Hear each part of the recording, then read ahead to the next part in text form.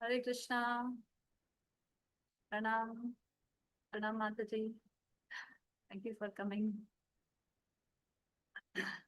So, just do small kirtan, short kirtan, and then we'll start.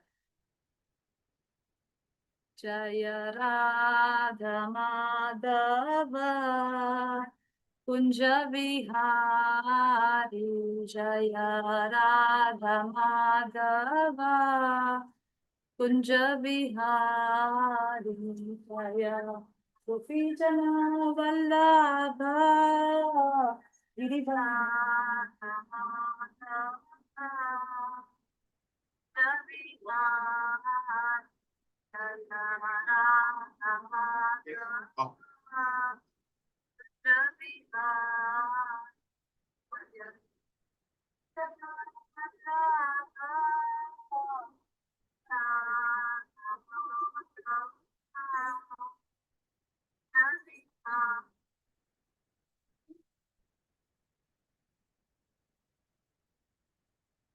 Jaya Gopi Jana Vallabha Girivaradhari Shodhanandana Braja Jana Ranjana Yashodanandana Braja Jana Ranjana Jamuna Tira Vanachari Jamuna Tira Vanachari Jaya Radha Madhava Kunja Bihari Hare Krishna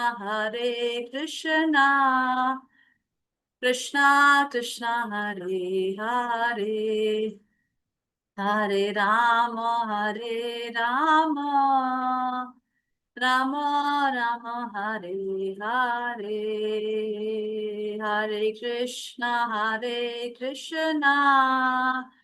Krishna Krishna Hare Hare Hare Rama Rama Rama Hare Hare Hare Krishna Krishna Krishna Hare Hare Hare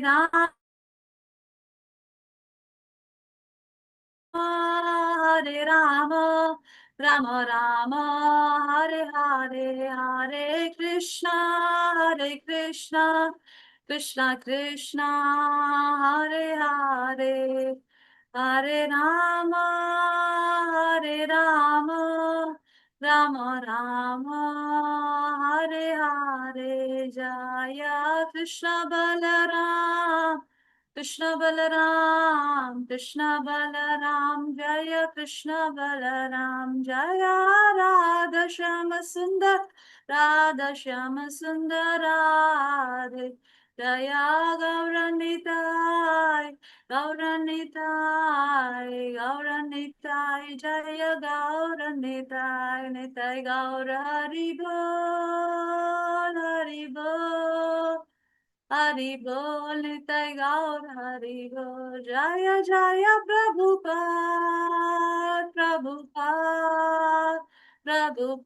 Jaya Jaya Prabhupada.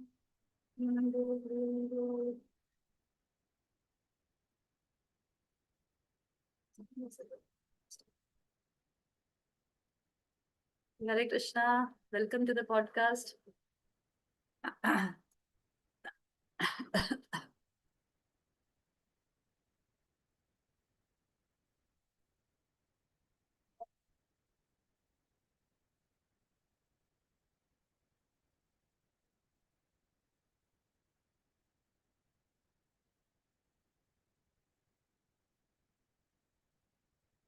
Hare Krishna.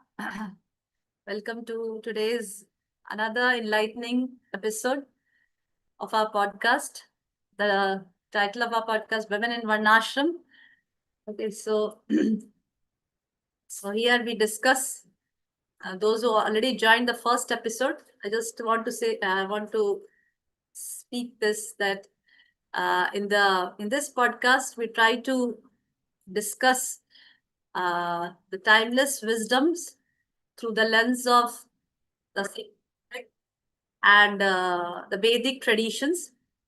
So today is the most relevant topic, and uh, the topic is spiritual success secrets of extraordinary women. So today we are going to discuss this topic, and so just I will give a very short introductory speech on this topic. Uh, when we define success in the present context, generally success means all the external achievements, all the material acquisitions that a person has, his possessions, his prosperity, his popularity, and etc. etc. But when we try to see this from our from our sacred text or spiritual uh, from our spiritual uh, shastras, then the definition is quite different. It gives a more deeper and holistic understanding of the term success. And today we are going to uncover many insights from the text Valmiki Ramayan, which Mataji is going to speak on, and through the lives of many chaste and extraordinary women like Mother Sita, Ahalya, Tara, and many other, and Anasuya. So from the lives of them, we are going to learn the divine qualities that they have and how we can practically imbibe these qualities in our lives. So, so without getting delay, so I would like to honor Mataji today, Ram Kinkari Mataji, who has done a very vigorous study of Valmiki Ramayana. And at the same time, she is very much trying to implement these teachings in her own life. And she is going to share her insight on this sacred text, Valmiki Ramayana, and will try to speak on how we can apply these lessons in our own lives. So thank you so much, Mataji, for joining and giving your precious time for enlightening us. So before starting this, I will give you a very brief introduction about Mataji. Uh, Mataji is a disciple of His Holiness Bhakti Vikas Maharaj, and she got initiated uh, in Sri Balram Purnima in 2021. Guru Maharaj gave her the name Ram Kinkari, which means that she is a female servant of Lord Ramchandra. So by the name itself, you can judge that how devoted she must be towards Lord Ram. And she is conducting many annual Valmiki Ramayana Shravanam Yagyas through WhatsApp and YouTube, and wherein many bhaktas read 20 chapters of Valmiki Ramayana daily. You can also join. Mataji will guide you. And her goal in life is to help everybody to know the teachings of Valmiki Ramayana, and to imbibe these qualities, the lessons from Ramayana in their own life. So this is the goal of her life. So thank you so much and we are really pleased to have you as a guest today, Mataji. Hare Krishna. So at present, Mataji is staying in uh, uh, where are you staying? In settle? What? Yeah, unmute yourself, Mataji. Oh, you cannot do that. I will do it, Mataji.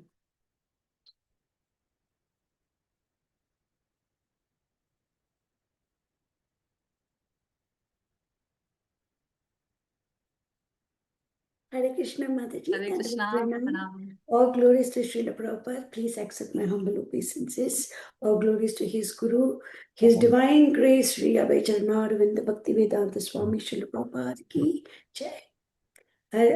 All glories to His Holiness Bhakti Vikas Swami Maharaj ki Jai. Jai Sita. Jai Sita. Hare Krishna Matajis. I am currently Joining our podcast. Hare Krishna Mataji, thank you so very much for inviting me. I'm so happy that you're giving me this platform to talk about Ramayan, especially the wonderful Matajis who are in Ramayan, the sacred scripture. So thank you so very much, Mataji, for this platform. So shall we start the podcast? Sure, Mataji. So generally, so let's before starting of the Valmiki Ramayana, I just want to first, like, when we talk about the book of Valmiki Ramayana, so first we can know about the authenticity of this book. That Yes. why we take that there are so many Ramayans available. So why we are talking about Valmiki Ramayana only here? Mataji, it comes down to what is Lord Rama's preference. So the first instruction that Lord Rama gave, this is mentioned in the 4th chapter of Balakand. The first instruction that Lord Rama gave was Shruyatam iti chamantra Shruyatam etadakyanam anya deva varchasago vichitrartha padam samyak gayaka samachodayat. And he also mentioned that this is mamapi tad bhutikaram. This Valmiki Ramayana is so powerful that it is in benefiting even me. Who is saying that? Lord Rama is saying it. And his first instruction is Shruyatam etad akhyana.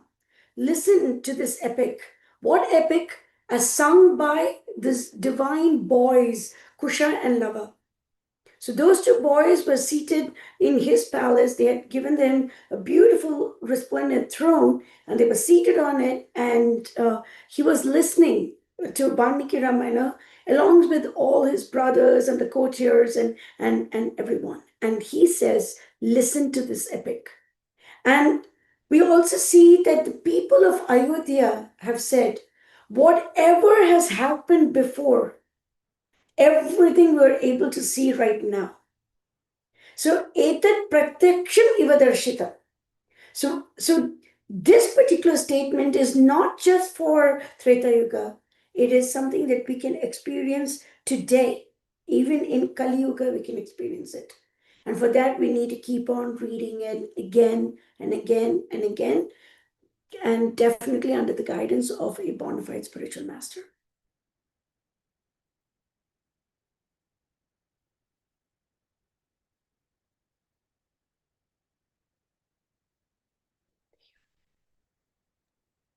Yes, sorry. Okay, thank you so much, Madhuri, for your nice explanation. So, like, when we talk about Valmiki Ramayana, as you so nicely explained the authenticity of it, and at the same time, as you know, that this Valmiki Ramayana took place, the incident took place in Treta Yuga, right?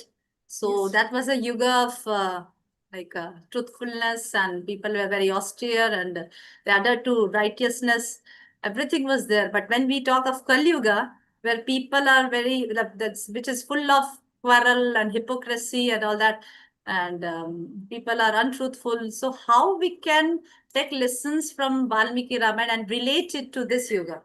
How is it possible? Mataji, the scriptures speak eternal truths. They are not pertinent only for a particular yuga. Of course, we have certain yuga dharmas and all that, but even then, we say that the yuga dharma of Kali Yuga is Sankirtan Yajna. It doesn't mean that Sankirtan did not take place in Satyuga. It was there even at that time. We know that Dwapar Yuga, people usually built a lot of temples. Doesn't mean that people cannot build temples at all. Srila Prabhupada himself built 108 temples, and he was very successful. And his disciples and their disciples were also very successful. And now I think we have, 800 temples or so, and counting. So the truth of the Valmiki Ramayana is eternal. And I remember one question and answer given by His Holiness Bhaktivedanta Swami Maharaj. A student actually asked him, how pertinent is Bhagavad Gita today? And Maharaj mentioned, we were not the body 5,000 years ago, we are not the body even now. So those are eternal truths. Yes. It doesn't mean that just during that time we were not the body, we are the soul, and right now we are the body. It doesn't mean like that. So Krishna is talking eternal truths. Rama is talking about eternal truths. So Yeah. that's what we have to learn how to apply it in our current day life. Yes, yeah, true, Mataji. And also, like in Bhagavad Gita, Krishna says, like, Dehino asminitha dehe kaumaram yovanam jara, tatha dehantara prapte dhiras tatran moyati, which very well applies in all the yugas, in all times. There is no change at Absolutely. all. Yeah. So, like when we relate to today's topic, the today's topic is success secrets of extraordinary women, of truly extraordinary women. So when we say success, when we so how can we, like as I told in the introductory speech, like that success, if we take today, it becomes more of an external achievements, like whatever we have acquired materially, how much prosperous we are materially. But when we talk about the how we can define success from the pages of Valmiki Ramayana, when we talk about how we can define success in from Ramayana, from lessons from Ramayana. Sure, Mataji. It's this is a very important topic actually. So success, I'm not going to classify it based on gender for now. So we'll let's forget about gender. Let's just talk about the living entity, irrespective of what the gender is. The We need to understand that Valmiki Ramayana actually came with three different names, not just Ramayana. So this is mentioned in the fourth chapter of Balakant. Valmiki mentions that the name of this epic is three things. One is Ramayan, second is Sitaya Charitam Mahat, and the third is Paulastevadam. So the first one is Ramayanam. That means Rama and Rama's Ayanam. That is the journey of Sitama and Lord Rama. Rama is Sitama. So the journey of Lord Rama and Sitama together, that is known as Ramayana. The second one is Sitaya Charitam Mahat, the glorious conduct of Mother Sita. And the third is Paulastevadam. So these three names of this epic correspond directly to Bhagavad Gita 4.8, the Paritranaya Sadhanam, which is equivalent to Ramayana. Vinashaya Chidushkritam, that is Paulastevadam. So Ravana, Kumbhakarna, Indrajit, all of them were descendants of sage Pulastya. So Brahma's son is Pulastya, Pulastya's son is Vishravas, and Vishravas' first son is Kubera, or the Vaishravana, the person who is holding the current position as Kubera, and then you also have Ravana, Kumbhakarna, and Shupnaka, and Karadushan, and all those wonderful characters are also there. So Paulastevadam, Rama killed all he annihilated all miscreants. And then the third one is, of course, the third is the dharma sthapanartha. So dharma is established through the conduct of Sitaya Charitam Mahat. Dharma is always established by Sitama, because Sitama is that radiance of Lord Rama. So there are 16 primary qualities of Lord Rama, out of which one of the most important ones, which I personally love very much, is Dutiman. Duti means radiance. So the person who is absolutely radiant, he is resplendent, that person is Dutiman.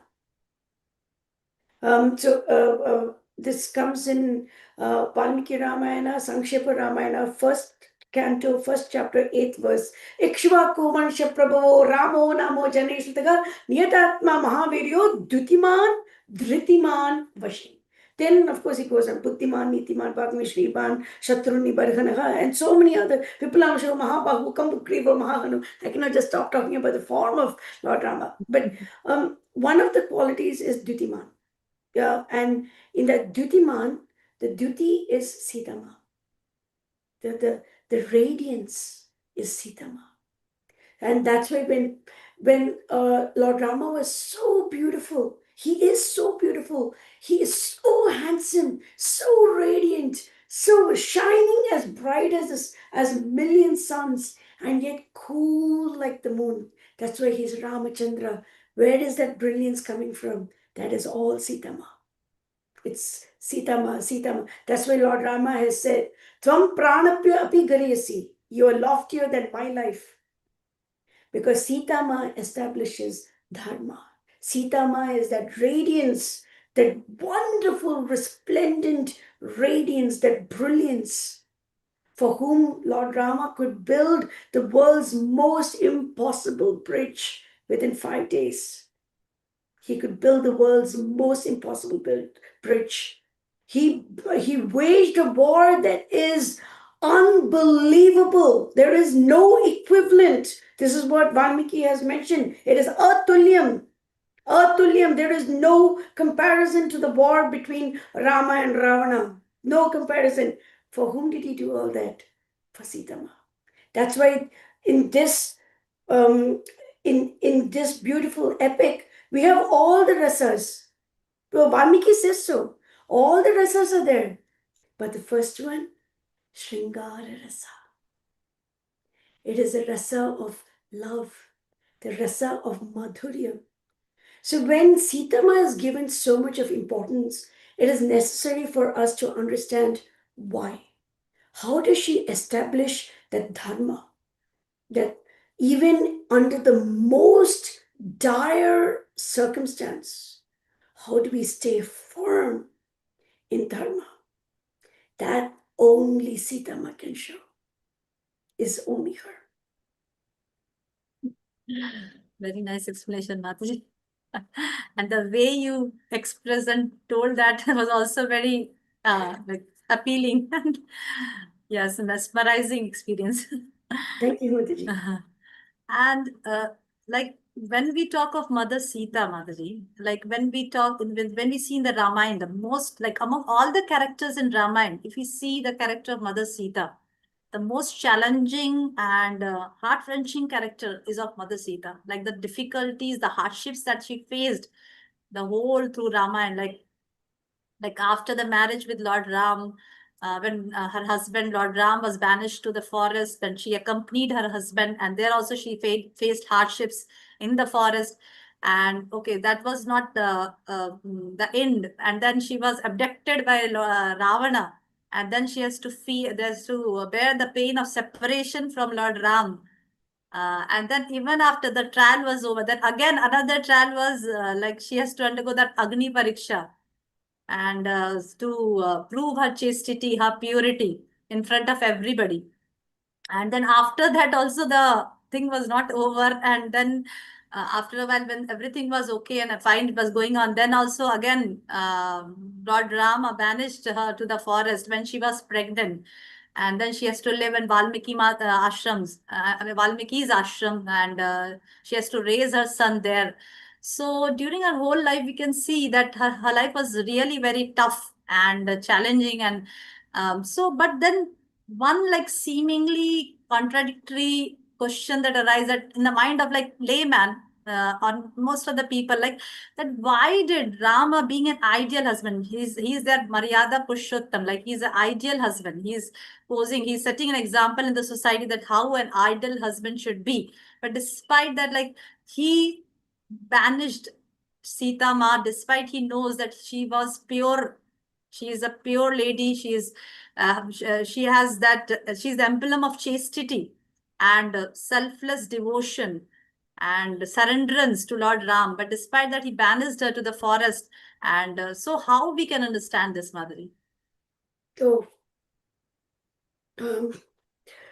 just I can summarize this with just one statement. Rama and Sita Ma are as inseparable as the sun and sunshine. I'm not saying this. Sita Ma has said, Ananya Raghavenaham Bhaskarena Prabhayata. When Agni Dev brought Sita Ma from that Agni Kund, Lord Rama says, just as how sun and sunshine are inseparable, Sita and I are also inseparable. Maricha has said this to Ravana. Oh, Ravana, you're trying to get the sunshine away from the sun. You cannot do that. So Maricha has said this. Trijata has said this. So many people have said there is, you cannot separate the sun and sunshine. If you see the sunshine streaming into our windows, we know that the sun is somewhere in the sky. We know that because the sun cannot exist without the sunshine and the sunshine cannot exist without the sun. It is true. Now we also know that Rama is Madhurabhashi. He's a very sweet spoken person. Rama's qualities, the Lord's qualities are eternal. Today we might get angry, tomorrow we might be very sweet. No. Rama has got perfect equilibrium of all of his emotions. Everything is perfect.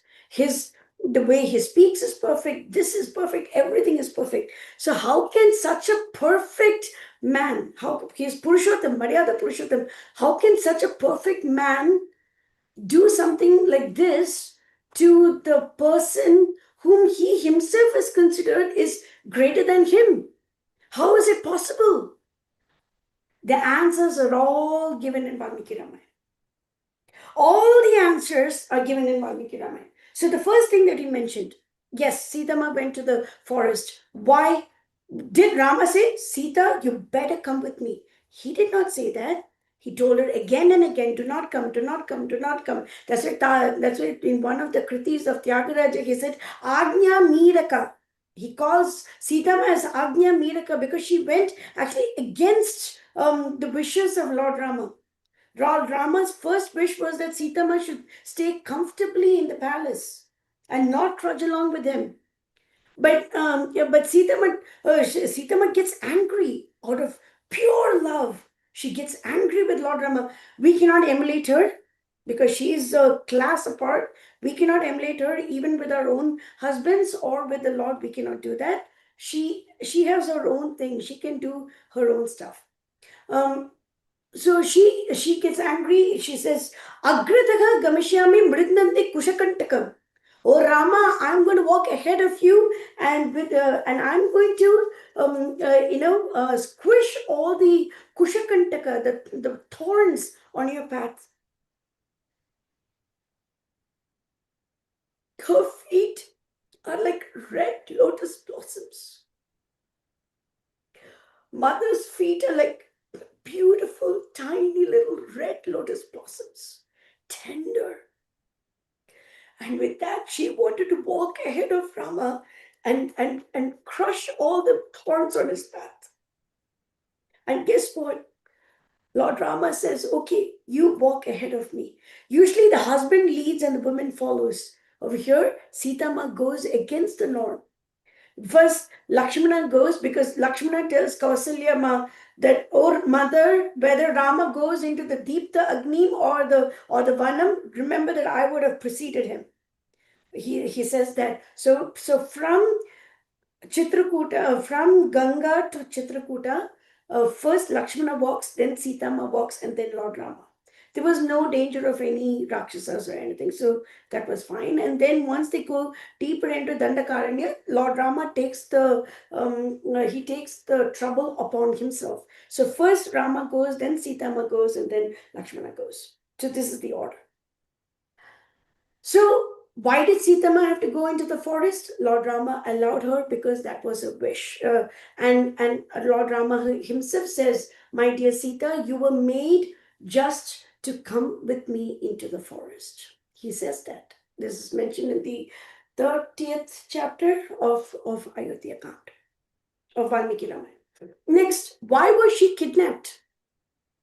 Okay, Sitama, even she is so fond of cosmetics and ornaments and all that stuff. She did not wear ascetic robes when she went to the forest. No, Dasharatha gave her 14 years worth of costliest of silks, heaviest of jewelry. She wore heavy jewelry when she was asleep. She wore golden veils when she was asleep. This is our Sitama. This is our Sitama. Even in the forest, she was wearing full, beautiful silk robes. Why? Because this is very pleasing to her husband. So she wears this. And then Sitama wears this one. And then in the 9th chapter of Aranyakand, just before that, Rama would have promised all the sages of Dandakaranya, all the sages, the Rakshasas are coming here. Rama, you please help us. Please help us. We don't care whether you're living in the palace or in the forest. You are our king. So you please help us. Rama says, Tathastha. I will help. I am here. I will help. Hey, when Rama is there, why should we fear at all? So at that time, Sitama says, with a voice so sweet and so wonderful, she says, Rama, may I say one thing? Sure, go ahead, my baby. There are 3 things that a man should never do. Mithya Vachanam, and then Padadara Bigamanam, and then Vairam Vina Rauchasa. Mithya Vachanam, and she says, Rama, Mithya Vachanam, you can speak in specious words, you can never utter a falsehood. So I don't believe that you can ever do that. Padadara Bigamanam, look at another man's wife. You love your own wife so much that you will not even look at anybody else. I'm not worried about that either. But then she says, but I'm afraid about the Vairam Vina Rauchasa. Without any cause, why is there an enmity with the Rakshasas? They haven't done anything wrong with you. They haven't hurt you personally. Why are you doing this? And then she says, once Indra was very scared of a very powerful rishi, so he gave him a sword. You just take care of it. And the rishi was always holding on to it, and he was influenced by it, and he became cruel. Says, my dear Rama, I don't want that cruelty to come upon you. Please don't do that. And at that time, in the 10th canto, the 10th chapter of Aranyakand, Rama says, my dear Sita, only you out of your snigdha, out of your love towards me can ever speak like this. And he says, don't worry, it is my duty, I'm going to do this. But Sita must said, you need to have that cause. Maricha was that cause. Maricha came in, that was the cause. And do you think that Sita Ma, who is the goddess of wealth herself, can she be influenced by one illusory deer? No. What does she say? Rama Kridartham. We will use this deer for our play. Krida means play. It's Ram Krida, it is Ram Leela. For our play, we will use this deer. So that was also a plot. Yes, Sita was kidnapped. Yes, she went to Lanka. Yes, it was a very terrible 1 year of her life. It was extremely terrible. What was the most terrible thing? That she was forced to listen to the glories of Ravana and belittling of Rama. That was the most terrible thing for her. And then after 10 months, our intrepid hero, our Hanuman, our beloved Hanuman, he comes over. And then if I get into Hanuman and go into Sundarakand, I'll veer away from the topic. And he talks about Lord Rama's appearance, and he's going to come in and all that. So Sita Ma is happy. Even at that time, she could have escaped. She could have said, okay, Hanuman said, I'm happy to take you on my back. Sita Ma could have sat over there, but no. She says, I will not go against Stri Dharma. I will not willingly touch the body of another man. And out of bhakti, I want Rama to get the glory of saving me. So I will not come with you. So she voluntarily does this. She takes on more trouble just so that Rama is glorified. And yes, then after the war is won, Rama seemingly speaks harsh words. Valmiki Ramayana does not talk about Chaya Sita. That doesn't mean the Chaya Sita is false. Chaya Sita is mentioned in two different Ramayanas. Both of them are bona fide. One is the Kurma Purana, and the other is the Brihat Narayana. It's the it's one. Naradya Puran. Yeah, Naradiya Puran, and I know that is the Adhyatma Ramayana. So these are the two different Ramayanas that is in which Chaya Sita is mentioned, and we know that the Puranic Ramayanas have different timelines. Bhagavatam and Valmiki Ramayana are different. In Bhagavatam, Lord Rama was there for 13,000 years. In Valmiki Ramayana, he was there for 11,000 years. So like this, there are so many differences between Bhagavatam and Valmiki Ramayana. Both of them are bona fide. When Sita Ma comes in, once again, what is the prime rasa of this one? Shringar. Rama and Sita will always work towards glorifying each other. See, when Hanuman burned the whole city of Lanka, the temperature approximately comes to around 4,000 degrees centigrade. Because Valmiki mentions that all the precious gems that were studded on the walls of the palaces in Lanka, all of them melted and they all poured in raw ores. river of ores. So if you were to take the melting point of, say, a diamond or a sapphire or something, it comes to like 4,000 degrees centigrade. Even that did not burn Sita Ma. Even that cannot burn. And why? Because Hanuman says fire cannot burn fire. Fire cannot burn fire. So you think that if Hanuman knows something, Rama does not know that? He is Sarvajna. He is Sarvajna. How can Rama not know that? So Rama over here is actually glorifying Sita Ma. He is not punishing her. It is a glorification of Sita Ma. Look, everybody, look.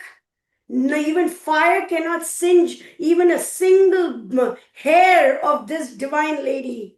And Valmiki says, Yatharupam, the same form, the same garments, the same sari with which she entered that, with that same thing she came out. The same thing. This is a glorification of Sita Ma. It was not a condemnation of her.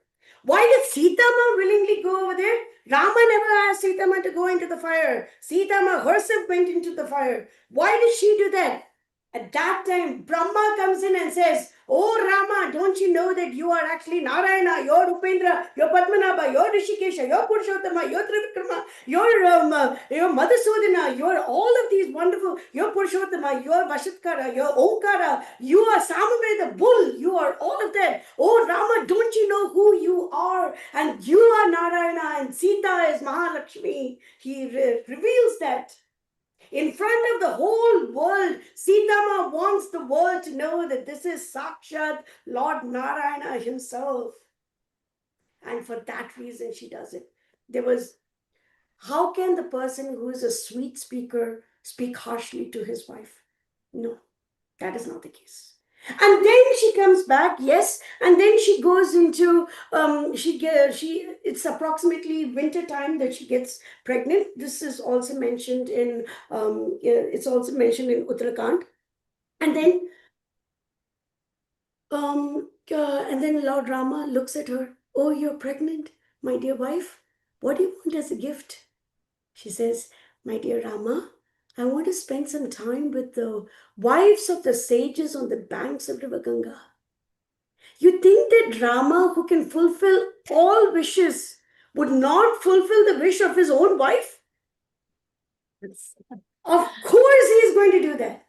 Of course, he's going to do that. And then Bhadra, so this is slightly different between Bhagavatam and Valmiki Ramayana. Bhagavatam, it's mentioned that Adobe was one who says this, but in Valmiki Ramayana, Bhadra, one of the friends of Lord Rama, says that the people of Ayodhya were also speaking like this. So Rama, yes, he has to show that a king should not have any emotional attachments to their own family. So this is how politicians are supposed to behave. Even if there is a single doubt, they should not be influenced by it. Right now, people are busy covering up crimes, and over here, Rama is like, no, there is no crime, there is no mistake in her, and yes. It's like this. When Rama asked Lakshmana to go and drop off Sita, he did not say abandon her in the forest. Words are very important. He said, drop her off in Valmiki's ashram. There was no abandonment. Valmiki was Dashratha's close friend. So, like that, Valmiki was like a father to Sita. Is it wrong for a daughter to go to her father's house? No, it is not wrong. Rama said, you go over there. Then Lakshmana is in tears. And Rama said, Lakshmana, you take Sumantra with you. Sumantra was this charioteer who knew the secrets of the Ayodhya Vasi, the royal family, so beautifully. Sumantra says, my dear Lakshmana, don't worry. I'll tell you the true reason why Sitama was sent to the forest. True reason. Mentioned in Valmiki Ramayana. Dasharatha heard this through Durvasa Muni before Rama went on exile. So during the Chaturmasi, usually the sages all come and visit, right? So once Durvasa Muni came to visit the ashram of Vasishta Muni, And he says, Dasharatha says, can you please tell me what is going to happen about Lord Rama and about my beloved Rama and Sita Ma? And the Durvasa Muni says they will have two children, they will propagate the Ikshvaku dynasty and all that, but they will separate. They will spend a lot of time apart from each other. Dasharatha wants to know why. And he says, once the Danavas were fighting with Lord Vishnu, and then they took shelter of Bhrigu Muni's wife. And then, because Bhrigu Muni's wife wanted to destroy the Devatas, Lord Vishnu destroys Bhrigu Muni's wife. Bhrigu Muni curses Lord Vishnu. And he says, just as how you separated me from my wife, may you also be separated from your wife. He says this. And then Vishnu, and then he says, my goodness, I cursed my Vishnu. I cursed him. Oh, Vishnu, please forgive me. But Vishnu, he is Shantakaram, Bhujakashayanam, Padmanabham, Suresham, Vishwadaram, Gagna Sadrisham, Megavardham, Vishwangam. He is always smiling. He says, my dear Bhrigu, I accept your curse. And then Durvasa Muni says, my dear Dasharatha, that same Vishnu has come down as your beloved son, and that same Mahalakshmi has come down as your beloved Sita Ma, and this is to make sure that Bhrigu Muni's curse is effected. And as soon as Lakshmana hears this, he's very happy. Do you or I love Rama and Sita Ma more than Lakshmana? No. So if Lakshmana is satisfied with this response, why shouldn't we be satisfied? Why not? But that is also not enough. That is also not enough. What is Sita Ma's purpose? Sita Ma's purpose, she has got one purpose in life, and that is to please Lord Rama. What thing pleases a father the most when his naughty children come back to him? That pleases the father the most. And how can he make sure that the naughty children know what is happening about him? How does he make sure of that? Through scriptures. So who was seated in Valmiki's ashram when Valmiki wrote Valmiki Ramayana? The internal potency of the Lord himself. That internal potency of the Lord, Sita Ma sat down with Valmiki, and Valmiki wrote the Valmiki Ramayana. You think that when Guru Maharaj comes home or he even enters the temple, there is at once a change in the atmosphere. At once. I remember when I was in the Seattle temple, I was doing the pradakshina of the altar, and I was at the back, and that's when it was at 5 o'clock in the morning, and that's when His Holiness Bhakti Vikas Swami Maharaj set foot in the main deity place. I at once knew that he was there because I couldn't see anything, but I could feel, I could sense it. I knew that personality has arrived in, because there was a change in the atmosphere. When Guru Maharajas, who are in the Jiva Tattva nonetheless, can have this influence, do you think that the internal potency of the Lord would not be influential at all? Rama sent his beloved Sita to Valmiki's ashram. He influenced Valmiki to write the perfect Valmiki Ramayana in the mood of separation from the Lord. When we read Valmiki Ramayana, we should have tears pouring out of our eyes. Oh Rama, I'm separated from you, just as how Sita Ma was separated from Lord Rama. Every word in Valmiki Ramayana has been steeped in Sita Ma's love. It has been steeped over there. So what is a few years in an eternal life? It's next to nothing. But Rama and Sita Ma endured this separation for us, for fools like us. For fools like us, they endure that separation. You think that they don't love each other? Even when Rama is not present, also Sita Ma is there. She's always thinking of Rama. Rama is the same as thinking of Rama, being in the presence of Rama. It's all the same. So even there, Rama did not make any mistake. There was no mistake. The true purpose of sending Sita Ma to Valmiki's ashram was to influence him to write the Valmiki Ramayana. And that's why when now people say, अरे मुझे ये रामायण तो मुझे बहुत पसंद है, मुझे ये रामायण तो मुझे बहुत पसंद है. सीता माँ के मुंह पे थप्पड़ है वो. It's a थप्पड़ on her face. We're slapping her face. We're slapping at her sacrifice. We're slapping at her sacrifice. She endured so much. Mother endured so much for us. For us. And then when she into the earth, even at that time, Rama wanted Sita Ma to be glorified.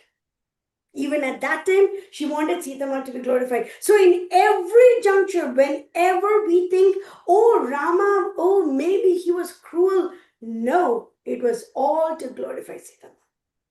This is the true understanding of the pastime according to Valmiki Ramayana.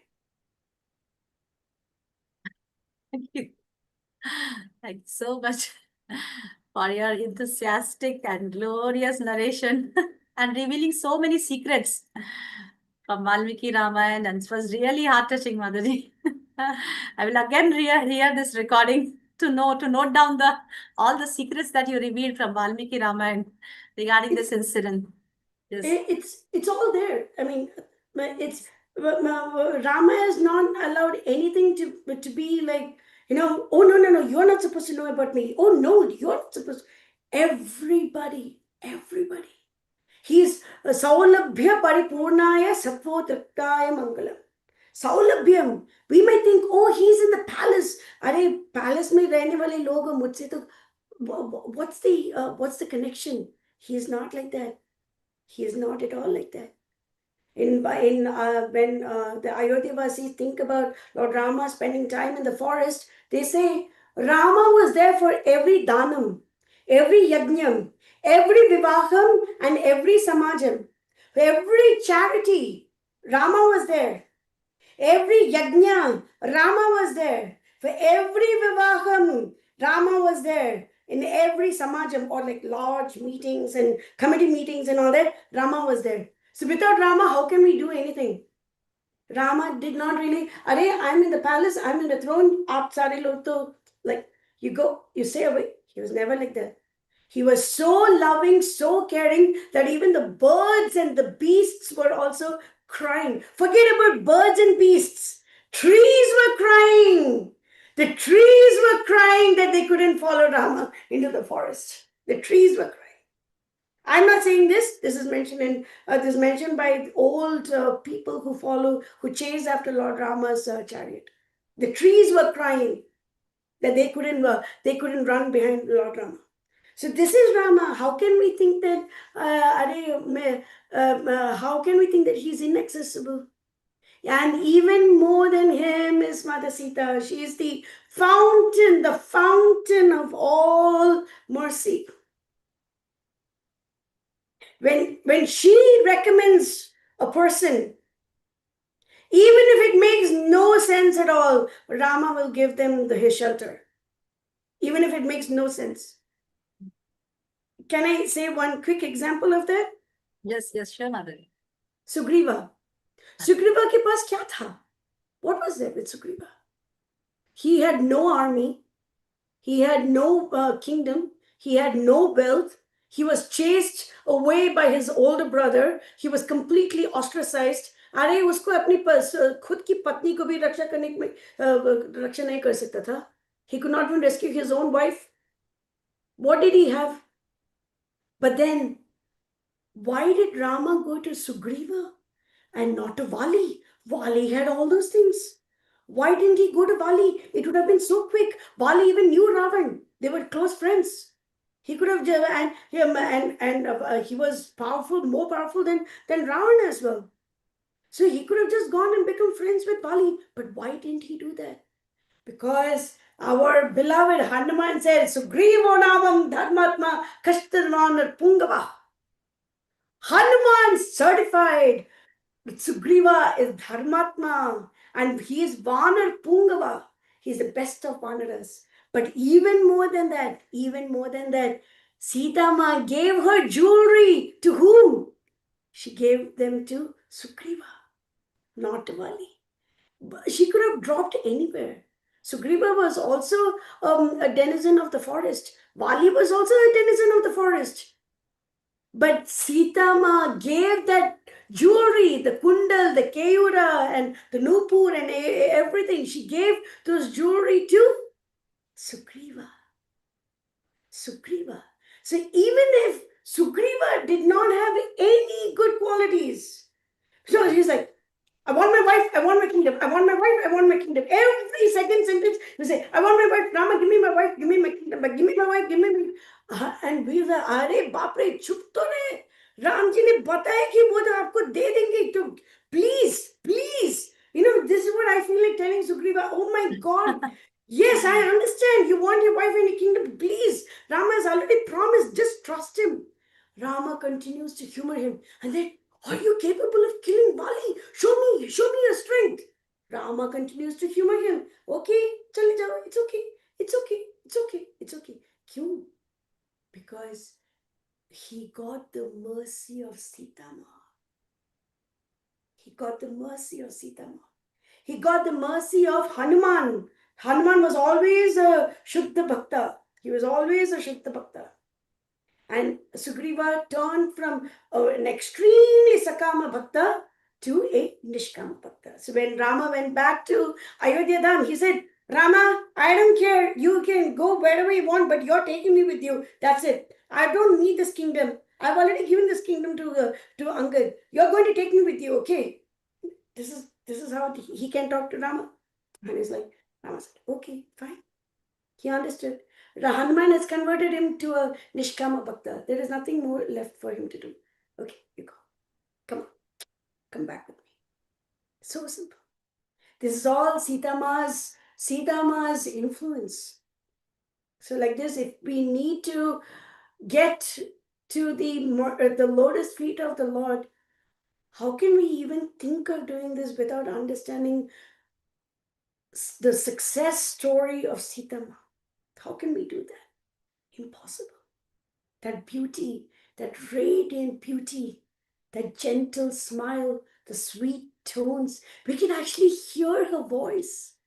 You know, we can hear her voice when we read Valmiki Ramayana. That's her hair, the beautiful braids of hair. She always wears lots of ornaments, even on her hair. She always wears Yeah, yeah. lots of ornaments. Yeah, sorry, Mataji, my lights, the lights went off. That's why.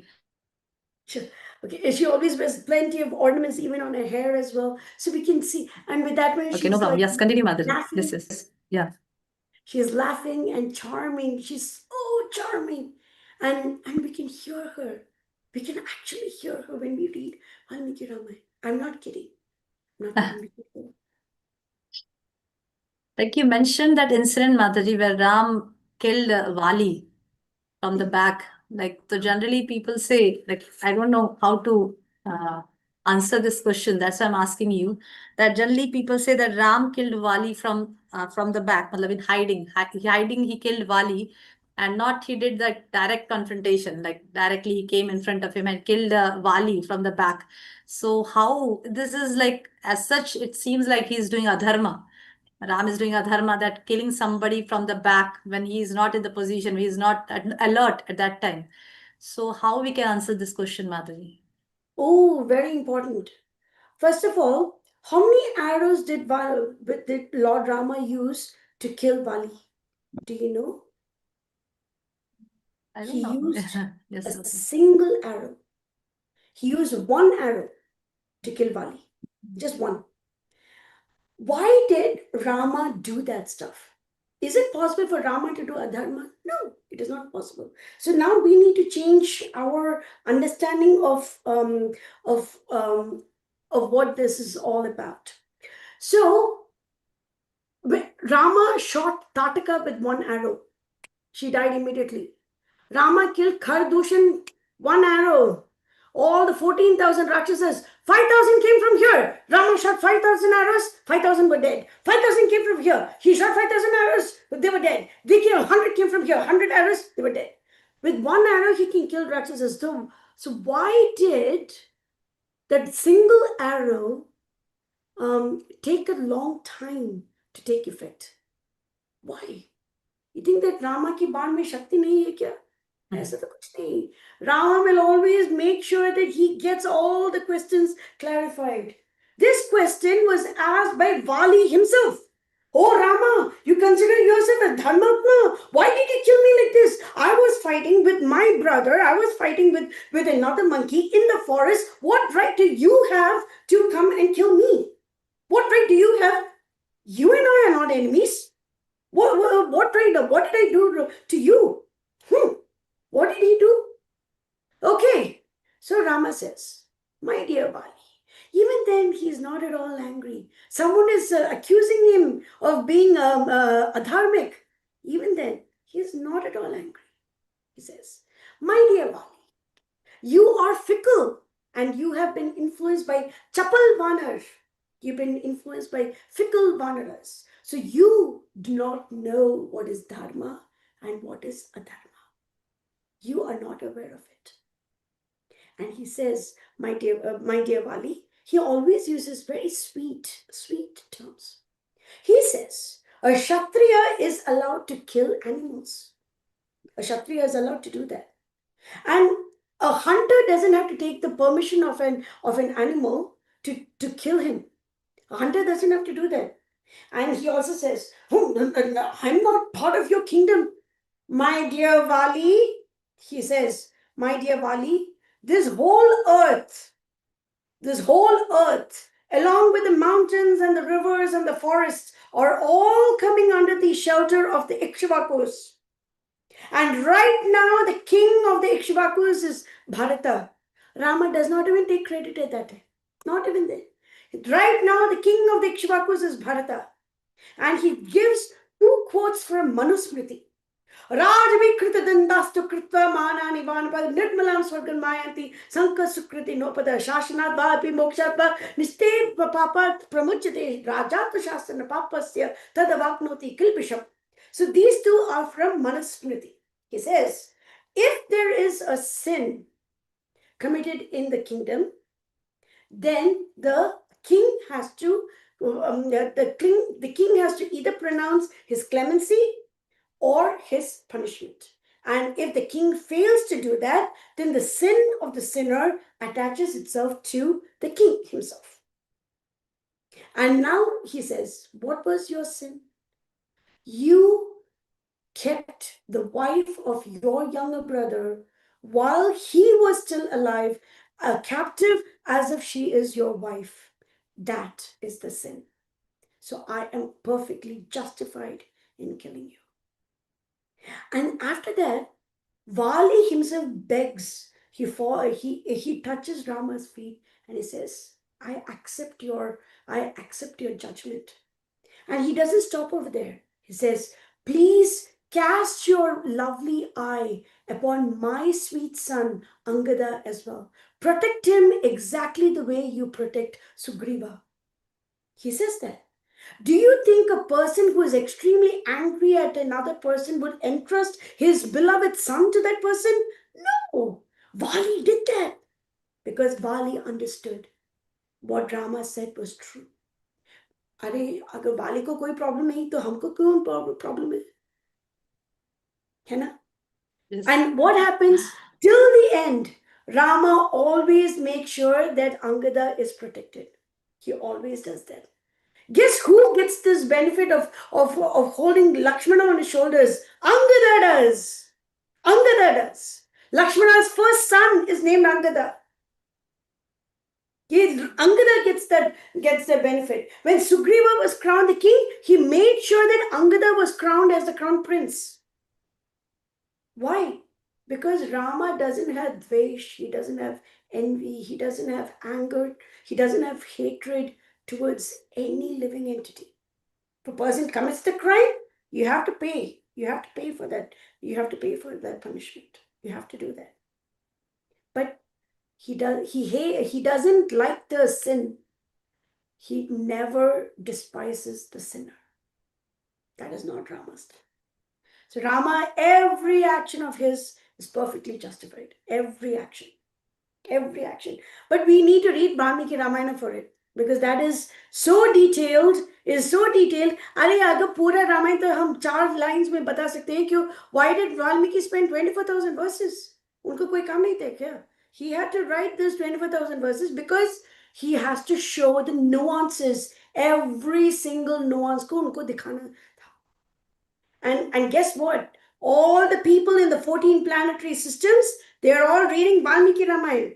This is Brahma's boon, mentioned in the second chapter of Balakant.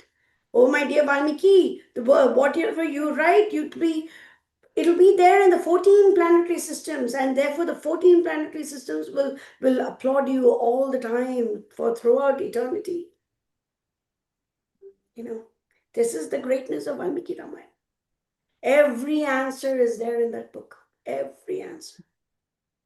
And you are there to explain us the depth.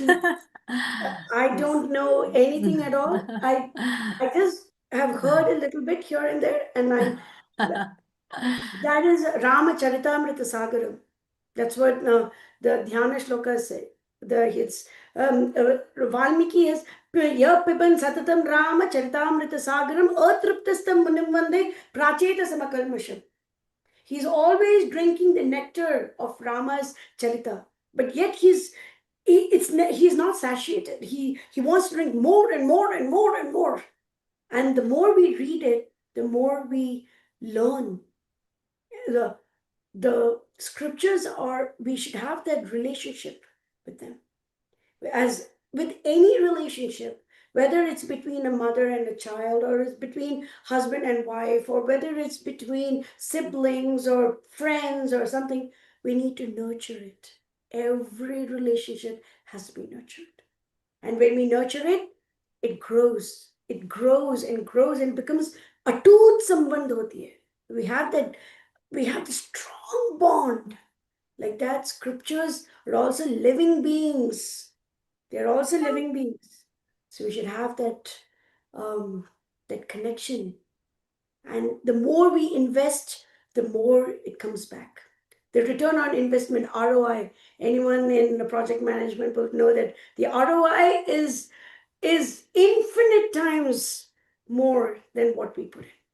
Infinite times. That's always the case. Because why are these scriptures there? Valmiki Ramayana ho, ya Bhagavatam ho, ya Bhagavad Gita ho. Why do they exist? It's all ploys.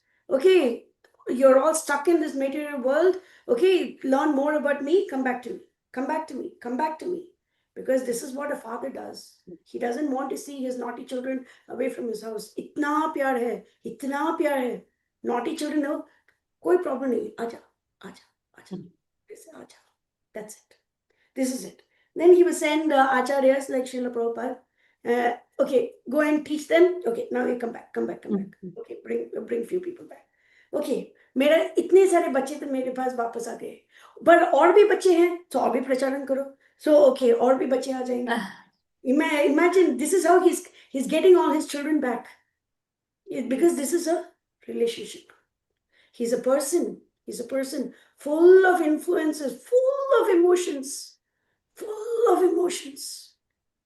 And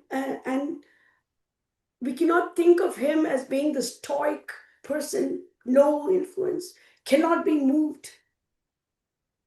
इतनी सी बात के लिए भी तो वो ऐसे वो पिघल जाते हैं, इतनी सी बात के लिए. This is our beloved Rama. This is our Rama. So like we have so many other characters in Ramayan, like on many chaste ladies, as you know, like Tara, if we see, like the wife of Vali. Tara was the wife of Vali, and then like people ask that she was like she used to counsel her husband. She has that leadership skills, and politically also she has such a knowledge that she can herself become a king after the death of Vali, but still she didn't do that, being her limits, being in her own limits. But the thing is, like, she married Sugriva after the death of Vali. So how we can, legendly it said that after the death of the husband, the wife should be just stick to what the husband likes, or she should be stick to the husband's whatever he has or whatever he likes, to the rules and regulations, whatever he has put, the husband has put. So why is it so that why Tara, how can we can understand this and get this, that how why Tara married Vali, sorry, Sugriva, after the death of Vali? So first of all, Tara, yes, she was extremely intelligent, extremely beautiful. She was the prime wife. Vali had multiple wives, but she was a prime wife of Vali. And actually, before Vali goes back to fight with Sugriva the second time, she says, stop being like the river that is in tempest. Listen, why is Sugriva very happy right now? What is that second urge of enthusiasm? He has been defeated by you. Why? Why is he coming back to you like this? Think about it. And he says, I have heard of Rama. Rama is very dharmic. He will not come over here at all. I'm going. And he will say that as well. So just after the death of Vali, we might think that Tara, who was so composed and all that, she actually takes that arrow with which Rama killed Vali, and she says, "You be like my father and kill me as well, and join me with my husband." And Rama says, "You do not know what you're talking right now. I'm not going to do that. You do not know what you're talking." Why did she marry Sugriva? First of all, Tara was not a human being. Tara was a Vanari. The rules of the Vanaras are a little bit different. And one level of understanding that we can think of was actually given by Hanuman. So Hanuman, we all know that all the Vanaras had just 30 days to find Sita Ma from the four corners of the world and then return to Kishkinda. But the southern the southern Vanaras, who were led by Prince Angada, they had already spent 30 days and that was in the Rikshabila. It was in a cave. And now Angada was absolutely despondent. And he said, I cannot even go back to Kishkinda. I cannot go over here in front of me. There is this ocean. I cannot go back. I cannot go to the cave. What am I supposed to do? What am I supposed to do? Then Hanuman says, my dear Angada, calm down. Just calm down. Sugriva is not going to do anything because he is very attached to your mother. So he will not hurt you. So it is quite likely that Tara married Sugriva to protect her son. It is quite likely. And protecting one's child against all troubles is one of the prime responsibilities of a mother. It is the prime responsibility. So yes, it doesn't really make sense because in a way, the older brother's wife has to be treated like a mother, but then Sugriva did that. But why didn't Rama kill him? Because according to his conversation with Vali, he took umbrage to the fact that Vali kept Ruma, that is Sugriva's wife, as his own, while Sugriva was still alive. Now here Vali was dead, so it did not really matter. So that difference of we cannot judge Tara on human terms. She wasn't a human. Okay. Okay, yeah. And regarding like another character in Ramayana, am I audible, Madhavi? Clearly? Yes. Yes. Okay. Like if we discuss about Kaikeyi, generally she's looked upon like as a misguided queen. That because of the bad association she got, she was misguided. Earlier she was very much affectionate towards Lord Ram, but then after that we saw that because of the bad association she got from Manthara, so because of that her mind changed and then she became totally rebellious against Lord Ram. So seeing the figure of Kaikeyi, can we consider her a successful woman? Because as a mother, definitely she always thought of the betterment of her son, Bharata. But how we can see her? from the angle of a woman? Matlab, was she a cruel or selfish woman, or how we can see her, Madan? This is very important. It is very important because as you started the conversation today, the understanding of opulence, understanding of advancement or success in the current world is material success. That is what we all think is being successful. Are met a CEO who I'm so big, I'm so like this, I'm very influential, I'm so great. We think that that is the measure of success, which is not. Now, there is a very common misconception that they were trying to do something that was good for Bharat. That is not true. Manthara was afraid of losing status as the main servant of the favorite queen of Emperor Dashrath. She saw the maid servant of Kausalya distributing a lot of wealth and all that. She saw that. And she was like, why is she doing that? That is the beginning of introduction of mantra.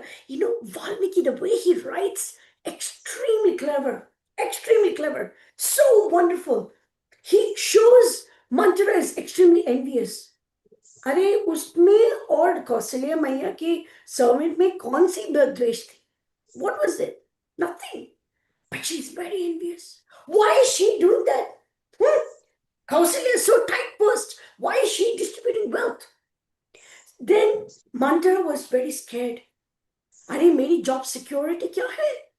What is going to happen to me? I am now the best servant of the favorite queen of Emperor Dashratha. I am top dog. What is going to happen to me when Kaikeyi loses a position? So she goes and runs to Kaikeyi. And Kaikeyi is like, oh my goodness, Mantra, you gave such beautiful news. And she gives her own pearl necklace, a diamond necklace. And Mantra just flings it on the ground. And how does she convince Kaikeyi? She says, everybody is now going to be praying to Kausalya and everybody will forget about you. Oh no, someone is honoring Kausalya above me? That is not great. That is not fine. Now we need to scheme. We need to get something done. In the 12th and the 13th chapters of Ayodhya Kand, it's if we ever want to know why Rama is known as Dashrathatmaja, we need to understand the mood of Dashrath. In that mood of Dashrath, he systematically proves Kaikeyi, no, she is not the good daughter of such an illustrious king called Ashwapati. She is not a good daughter. She is not a good daughter-in-law to the Ikshvaku clan. She is not a good wife to Dashrath. Dashratha says, Tishtaloko vina sodim sasyam vashalinam vina nadu ramam vina dehi tishthetu mama jivitam. The world can move without the sun. Crops can grow without the water. There is no possibility of life to exist in my body without Rama. She was okay. Okay, you want to die, you die. So she was a hopeless wife. Co-wife.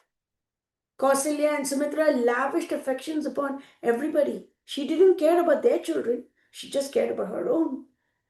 She was a lousy co-wife, a lousy mother to Bharata. What should we do if we love someone? We will look at what they love the most. When we love our child, okay, my son wants to do something. Okay, let's go ahead and do it. Even if it is very painful to me, I'd much rather do something that my son wants. I'd much rather do that. She didn't care about Bharata. She didn't care about, she herself agrees that Rama has served her more than Bharata has. She herself agrees. But still, no, I don't care. I don't care about it. So she was lousy stepmother. She was a lousy mother-in-law. She was very happy. Okay, Sita wants to go. Oh, let her go. Sita wants to suffer with separation from husband. Okay, let it be. It's okay. Sita माँ से भी तो इतना पंगा. अरे हमारी sweet Sita माँ. She was only 18 years old at that time. She was so sweet. And उससे भी okay, fine. And then what about the queen? Queens have a responsibility because they have to take care of all children, the whole population. And she was like, okay, let the people of Ayodhya suffer, but my will must be done. And she was able to accomplish that. Dasharatha, he didn't care. He's an old, ancient emperor, 60,000 years old, and he begs at his wife's feet. I put my head at your feet. Can you even imagine a husband doing something so pathetic as that? Even that did not move her. So how is she great? And then in the 73rd and the 74th chapters of Ayodhya Kand, Bharata comes in and he slams her. It's like, what is this? He says, you have put salt upon salt upon salt upon salt upon wound. That's what you have done. That's what you have done. And he says, O mitre mitra rupe. You are actually my enemy, disguised as my friend. You are not my mother. And he goes on. Why? Because ultimately, anybody who tries to separate us away from the Lord is our worst enemy. And anybody who brings us closer to the Lord is our best friend. So for us, our best friend is in fact our Guru Maharaj. Guru Maharaj is the one who is actively working towards bringing us closer to the Lord. Guru Maharaj, of course, not just our Diksha Guru, but Siksha Guru as well. All of them are trying to bring us closer to the Lord. So for us, from the Acharya Parampara standpoint, always the Guru is our best friend, our father, everything. गुरु के बिना तो एक पग भी हम आगे नहीं बढ़ा सकते, एक पग भी नहीं बढ़ा सकते गुरु के बिना.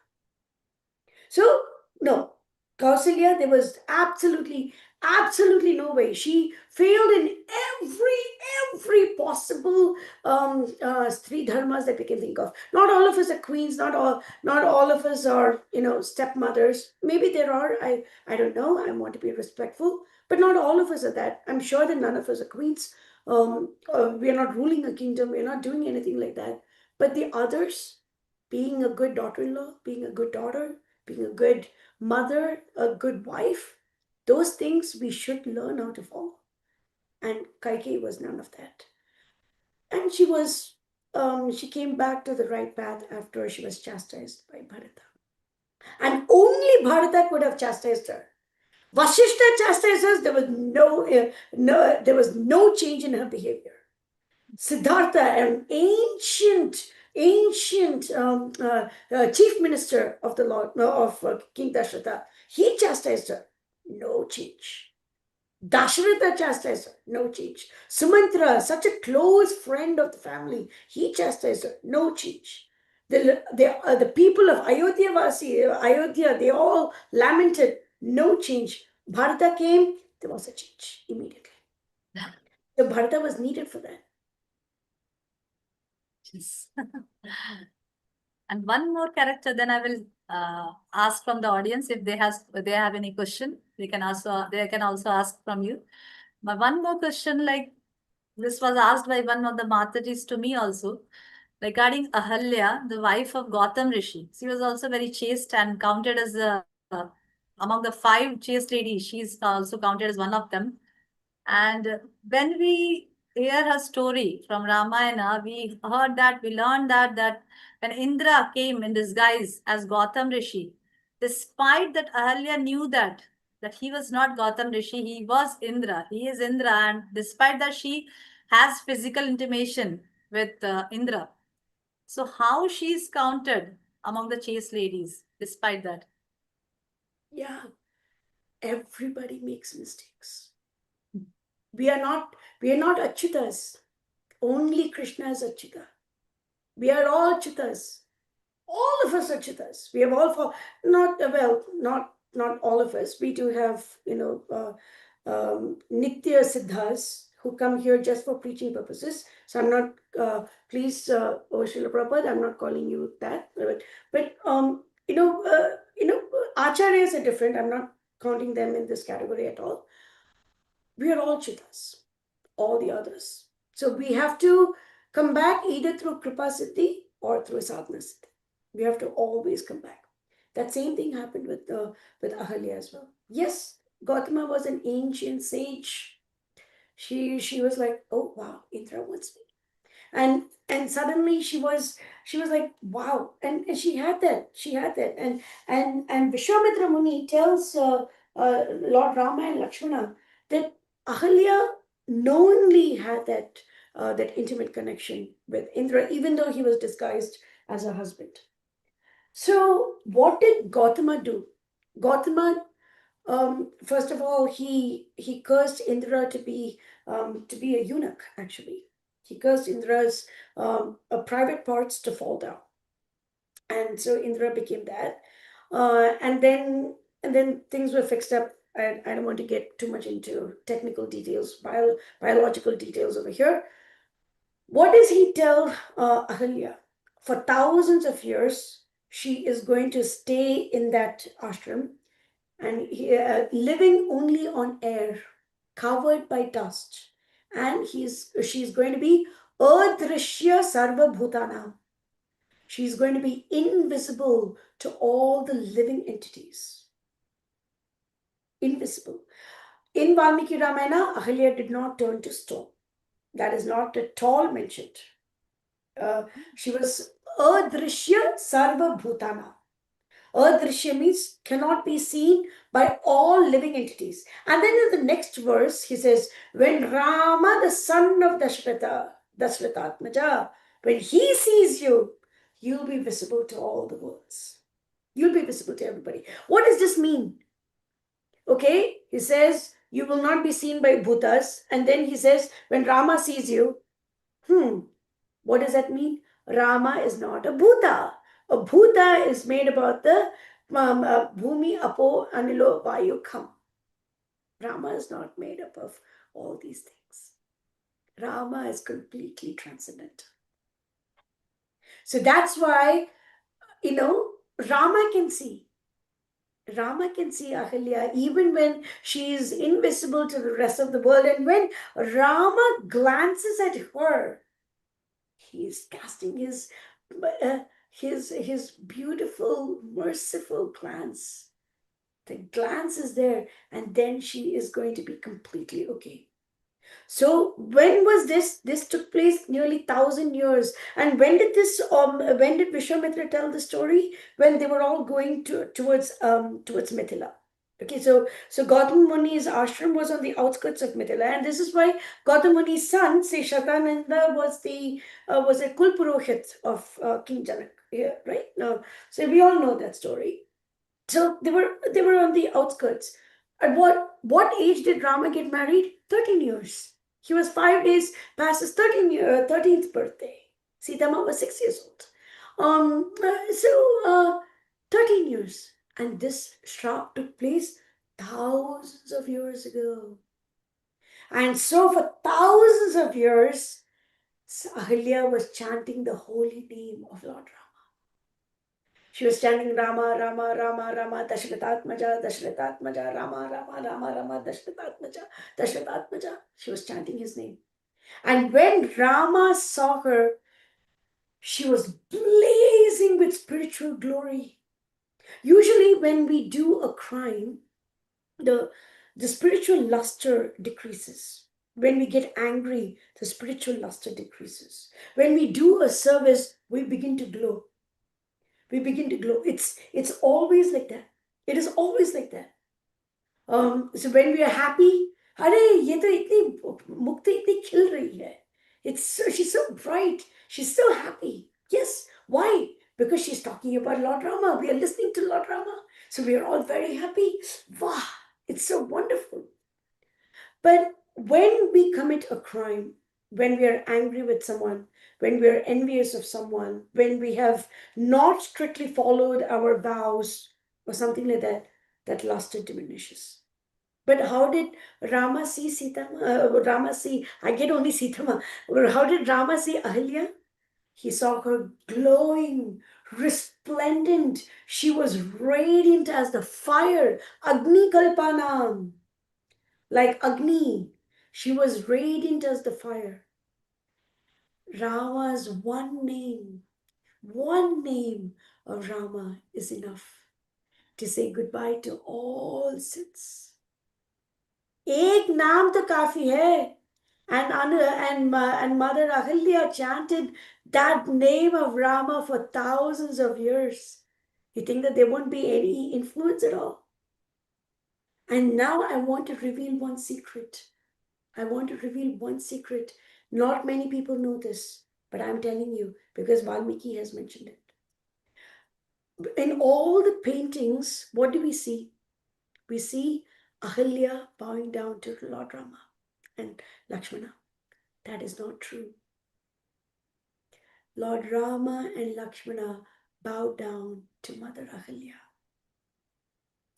Because when we chant, we form that bond with that Lord. We form that bond. And the Lord, He is so dayalu, He is so kripalu, that He falls Himself in debt with that person. In Gopi Geet, in 32nd chapter of the 10th canto, what does Krishna tell the gopis? I am in your debt. I am in your debt. The Lord is in his debt. And he and Lakshmana fall at the feet of Mother Ahalya. So the Acharyas from the Sri Vaishnava Sampradaya, they have mentioned that Mother Kausalya thought about Lord Rama for that 1 year. Lord Rama and his brothers were in the tummies of their mothers for 1 whole year, not for 9 months or 10 months. They were for 1 whole year. This is mentioned in the 18th chapter of Balakand. Dwadasha Masa, that is mentioned.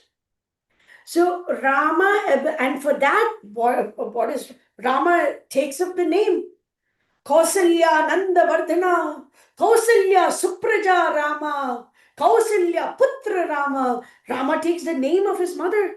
He's so happy. And over here, he's showing, you think of me, I'm thinking of you too. And he falls down at the feet of Ahalya. And then Gautama Muni also comes from Himalayas. How does he know? Because he's a very, very, very Siddh Purush. It's not that he has a webcam situation going on. He has a very Siddh Purush. He knows exactly what is happening. So he comes in and both of them return very lovingly back to the Himalayas. And Shatanand Muni asks Vishwamitra Muni what happened to his mother. And he said, just as how Parashuram's mother Renuka was joined with her husband, say Jamadagni, the same way your mother and father are now together. He says that. And then Shatanand Muni talks about the glories of sage Vishwamitra and all that. Beautiful things happen before, in the 66th chapter, we get to see the introduction of the Shiv Dhanush. We get to see that. It's very beautiful, very beautiful. So Ahalya teaches us that we have to chant the name of the Lord. And another thing that she teaches us is that we are not meant to judge someone else's failures. We are not meant to do that. Rama knows, Rama sees everything. Either in the form of his Paramatma form or Agni to bolte hain ki Agni to Sakshi hai. We said Agni Sakshi. So Agni is the witness of all. And what is Agni? Agni is the mouth of Vishnu. So through Agni also he sees. Is there any place where he does not exist? Of course he exists everywhere. So he knows everything. He has the metadata for everything. So we are not meant to judge others, judge others' failures. In English, there is an adage, those in glass houses should not throw stones. We're all living in glass houses. We're not meant to cast stones on others. Maybe, the way Ahalya did, not many people would do, but maybe that person looks very nice.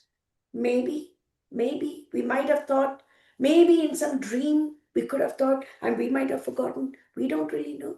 But that is also a sin. That is also a sin. We might not remember. Lord Rama remembers. He knows. Are susupta avastha, maybe you were doing this. I know everything. I know everything. So we cannot judge people. Okay? That person Fell down. Okay, fine. Let's bring them up again. Let's bring them up again. So what did Srila Prabhupada say? Feed them prasadam, chant. Okay, start with these two. Then follow the 4 regulative principles. And then do only things. There is only finally 2 instructions.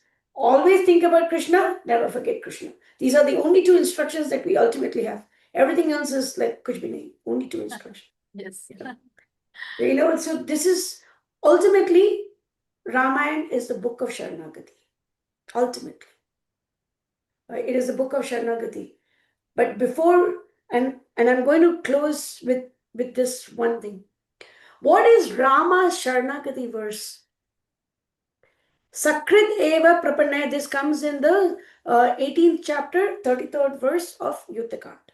Sakrit eva prapanaya tavasmi iti cha yachate abhyam sarvabhutebhyo dadami etad vratam. Sakrit eva, just once. Tavasmi iti cha yachate. Sakrideva prapannaya. Just once. Bow down, prapannaya. And what should we say? Tavasmi. Tava means yours. Asmi means I am. Yours I am. Just say that once. Abhayam sarva bhutebhyo. Abhayam. No more fear. Darami. I will give. Etat vratam mama. If Rama gives a pledge, you don't have to wait for him to say the same thing again. Rama dvirna vibhashate. Rama doesn't say the same thing twice. No. He doesn't have to say the same thing twice. Because once if Rama says something, that is it. That is the guarantee. It is the guarantee. So he says, you do this? Okay. So what should we do? Number 1, prapannaya. We need to bow down. And number 2, we need to say tavasmi. Do you know what Sita was Sharanagati shloka is? I don't know. This comes in the 27th chapter of Sundarakand. Trijata tells all the Rakshasis. She has this dream. She has this dream that Rama and Lakshmana are coming to rescue Sita Ma, and all of them are going to going to Ayodhya in white elephants, white pushpaka, white swans, and Sita Ma is touching the moonbeams and all these beautiful visions she has. And she also says that all the Rakshasas are drinking oil. They're going on donkeys or tortoises, or they're going in the southern direction. It's not at all auspicious. Only Vibhishan is in is on top of white elephants. And she also says, I have also seen that a monkey is going to burn Lanka. She also says that. And अरे उसी रात को हनुमान जी हमारी पूरी लंका को धन करते हैं. Our Hanuman, he does all these things. Our beloved Hanuman, he does it. So, and she says, my dear Rakshasis, do not torment Sita. Because why? Because when Rama comes over here, you need to account for all of your behavior to him. Rama will he will not even take offense about thousands of offenses that we might commit against him. Ek offense against his bhaktas and he will go berserk. He doesn't like it. Ek offense, he won't like it. So what does he say? What does Trijata say? Pranipata prasanna vaidehi janakatmacham. Pranipata prasanna. By just bowing down to Sita Ma, prasanna, she becomes so happy. Vaidehi is Mother Sita's name because she is the king, or she is the daughter of the king of Videha. Janakatmacham, she is the beloved daughter of King Janaka. Alamesha paritratum. That means Rakshasyo Mahato Bhayat. Great Bhaya. Also, she will protect you. Over here, remember, what was the great Bhaya? The great Bhaya was that Rama will get angry. The great Mahato Bhayat. Rama will get angry with the Rakshasas. So can anybody, what does Narada Muni say? He says, Kalagni sadrisha krodhe. Kalagni. When Rama gets angry, Kasya Bipati Devascha, Jada Roshasya Samyuge. Even the Devatas will quake with fear when he gets angry. His Kalagni sadrisha krodhe. And then he says, Kshamaya Prithvi Sama. Are mere bachcho, daro mat. Yes, this is who he is, but he is also Kshamaya Prithvi Sama. Itni Kshama Murti hai, itni Kshamashi, that he rivals Mother Earth in how he is forbearant. It's like that. This is Rama. So over here, Tricharya is saying, Mahato Bhayat, that great danger also, Sita will protect you. But what does Rama says? Rama says, Sakradeva Prapanaya Tava Asmiti Shiyachare Abhayam Sarva Bhutebhyo. Says, I'll protect you from all the bhutas. Sita Ma is saying, even if you have committed a mistake and you have angered Rama, also I will protect you. This is Mother Sita. This is how influential she is. And remember what happened when Hanuman comes to after the victory of Lord Rama, and Hanuman with Lord Rama's orders comes to Ashok Vatika and says, Vaidehi Kushali, Sir Rama, Sir Sugriva, Sir Lakshmanascha, and Vibhishna all are fine. They've all won this major war. He says, Mother Sita, I've seen how these Rakshasas torment you. Please allow me to kill them. Please, mujhe itna sa to service to do. Allow me to kill all the people who were very cruel to you, who made you suffer for 1 year. So what does Sita say? Forget about it. Compassion. It's okay. They were just maid servants. They were working under the influence of their master. Now that master is not there, so it is okay. Don't worry about it. She doesn't allow Hanuman to kill them. She doesn't do it. Now we could also think, right? In Sundarakanda, he killed 80,000 Kinkaras. He killed Jambumali. He killed 7 sons of ministers. He killed 5 army generals. He killed Aksh. Why couldn't he kill all the Rakshasas who tormented Sitama? Because Hanuman knows this is Sitama's mood. He will not do anything without the permission of Rama and Sitama. He will not do anything at all. So if we want to be successful, follow the footsteps of Sitama. We can never go wrong. And thank you so much, Mataji. And anybody has questions, you can raise their hands. I can unmute. Yes, Shalini Mataji, I will unmute you first. Wait.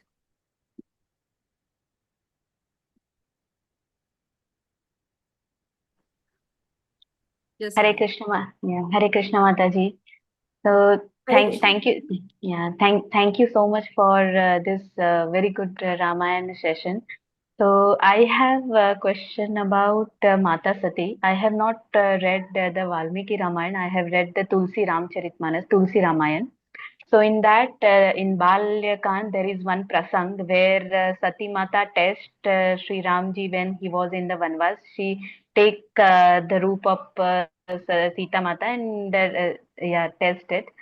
So when Mahadev knows about it, when Mahadev get to know about that, okay, she took the body of like she took the roop of Sita Mata, and in man he thought that okay, now I cannot take her as my wife because I saw Sita Mata as a Mata, and in man he abandoned her as a wife.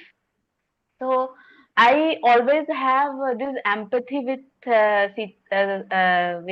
Sati Mata because she was doing that with the excess love for the Mahadev, because she has that lots of love for Mahadev. She always thought like Mahadev is a is a Devo ke Dev, but like why he is always into the chintan of Ram, why he always meditate on Ram. So that's why out of curiosity she did that mistake. But so can you help me to understand it more better way? Sure, Mataji. This particular pastime is not mentioned in Valmiki Ramayana, but it is Okay, mentioned in Shiv Puran. And Shiv okay, Puran is also absolutely bona fide. So this is mentioned in Shiv Puran. The only thing is that the Puranas timelines and Ramayan timelines are not the same. Valmiki Ramayana took place during the 24th Treta Yuga of Okay. this Manvantara.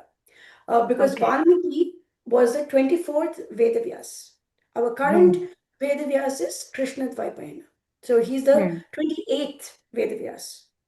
But starting from Brahma was one of the Vedavyasas, but Bharadwaj Muni was a Vedavyas, and like this, you have so many different Vedavyasas. The next Vedavyas is going to be Ashwatthama. So all of this is mentioned in the third chapter of the third canto of Vishnu Puran. So it's much as Okay. definitely mentioned, and I'm pretty sure that other Puranas have also mentioned the different Vedavyas. Okay. So, so when we are talking about Sati Maya, doing something like this. So what I have read from Shiv Puran is that Sati Maya wanted to test Lord Rama as well. She wanted to see. Because Rama was lamenting, uh, Valmiki, I always tell when we read during the Shravanam Yajna, the kidnap of Sita Ma and Rama's lament comes on the 13th day of the recitation. And I say, when we read this one, when we read these 6 chapters, even a stone will cry. Even a stone will cry. Yes, seeing Sita Ma being kidnapped is absolutely brutal. Seeing all the devatas and Godavari and the trees being still out of fear of Ravana, that is absolutely brutal. Yes, I understand all of that. And then Rama comes in. He talks to creepers. He talks to birds. He talks to trees. Have you seen my Sita? Oh, Karnikara, have you seen my Sita? Because Sita loves your flowers. Oh, Jambu, have you seen my Sita? My Sita is as golden as you. Oh, Ashoka flowers, your name is Ashoka. Take away my Shoka. But where is my Sita? Like this, when he talks like that. And Valmiki said he went from one thing to another like a mad person. Matta. That's what he calls him, Matta. And to see our Rama, the Shur, Dheer, Veer, Gambhir Ram, do that, it is absolutely heart wrenching. And then at that time, this is what is mentioned in Shiv Puran, not in Valmiki Ramayana. At that time, Sati Maya wanted to test Lord Rama. Because he was like, oh Rama, oh Sita, my beloved, where are you? Ha Priye, where are you? If you are hiding, because Sita Ma was so jovial, she was so jokey and all that, and she used to hide in the kamara, is to practice. उनका उम्र ही तो क्या था? She was so young, right? She was so young. She was so tender. So and she made Rama fall in love with her all over again, over and over. So when Sati wanted to test uh, Lord Rama, is avastha mein, at this stage, at this point, can he determine the difference between his beloved Sita and someone else in the form of Sita? So it was actually a test. And as soon as Lord Rama sees Mother Sati in the form of Sita Ma, he at once bows down. He at once bows down. Tara herself says, "Oh Rama, what control do you have over your senses? You have not once looked at me. Not once. This is a sign of a man will not look at another man's wife." Rama did not even look at someone else. And when he saw Sati Maya, okay, bow down. Yes, mother, what is your wish? What should I do for you? How can I serve you? And at that time, Lord Shiva got angry. नहीं, तुमको ऐसा तो नहीं करना चाहिए था. You shouldn't have done something like this. You cannot test the Lord. You cannot do that. And then there was other pastimes that went about it. And so this is just from what I remember from reading the abridged version of Shiv Puran many decades ago. Um, and I don't know the story in greater detail from Valmiki Ramayan because it does not exist. So there was that test. It was she wanted to test Lord Rama. Itna parikshan ka wo, okay, how does he behave right now? And that was maybe not a nice thing to do. And what happens to Mother Sati? She immolates, right? She is as we have seen in the fourth canto of Srimad Bhagavatam, she is disrespected by her father, King Daksha. Her husband is disrespected, and she has to self-immolate.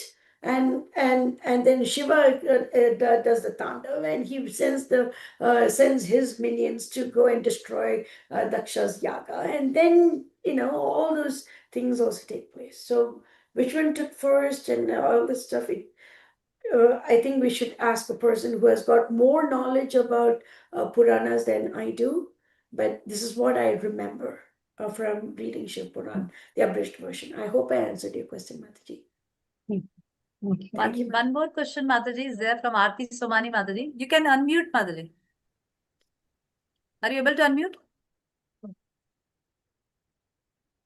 Hare Krishna Mataji, Danat Pranam.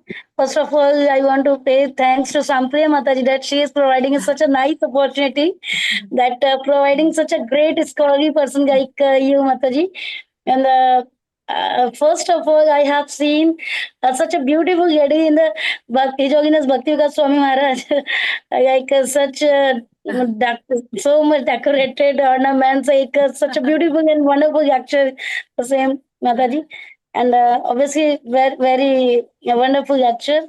Amazing. Mataji, I just want to know about Mandodari and Meghnad's wife. They are Sulochana. five chested. Yes, Mataji. So, would you please explain about them? Yeah, Mandodari is a different category altogether. Meghnad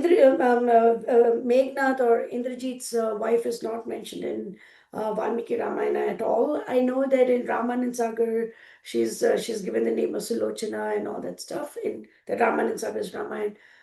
How far that is true, I have no idea. In my opinion, that is only about maybe 30 to 40% accurate. It is good in many ways, but not really true. It's not correct. So Mandodari, this is actually a very beautiful thing. So after Ravana was killed, after the battle was won, Ravana's 1,000 wives come running to the battlefield. And Mandodari, the main wife, she places the dead body, she places the head of her dead husband on her lap. She looks at the killer of her husband, who is gracefully leaning on his bow. So gracefully leaning on his bow. And she says, Rama, you are Sarva Sharanya Sharanyam. You are the one with the Shankha Chakra Gada and the Srivatsa. You are Lord Narayana. You are the one who is protecting this whole world. You are Sarva Sharanya Sharanyam. But Acharyas do not consider Mandodari to be a perfect devotee. Because she says, oh Ravana, why did you want to go behind Sita? I have a better lineage, I look more beautiful, and all that when compared to Sita. Why did you have to run behind her? When a person shows envy towards either the Lord or Mother or their pure devotees, they cannot be considered as devotees. In the 5th chapter of Balakand, Kusha and Lava start the recitation of Ramayana. So till the first 4 chapters is, Narada Muni comes in and he explains the pastimes, and then Bharadwaj Muni and Valmiki Muni go to Tamsa Nadi and they see the Nishada killing the crowned bird, and then Brahma comes in, says, "You please go ahead and write Ramayana." And then the 3rd chapter he sips the Achamanam and he starts writing Ramayana. And then the 4th chapter, Kusha and Lavas go ahead and spread all the information.